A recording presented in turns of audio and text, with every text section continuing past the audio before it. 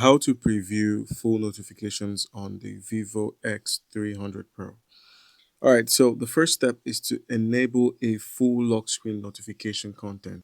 Most notification preview issues are controlled by the lock screen privacy settings.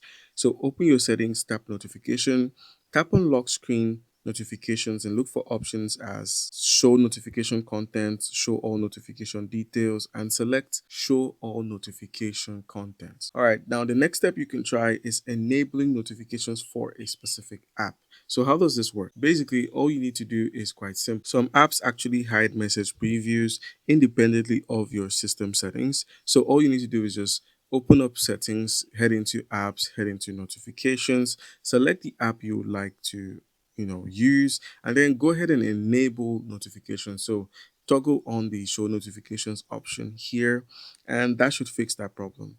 Now the next thing you could try is using notification history. So if you accidentally dismiss a notification, vivo's notification history can help you review it later.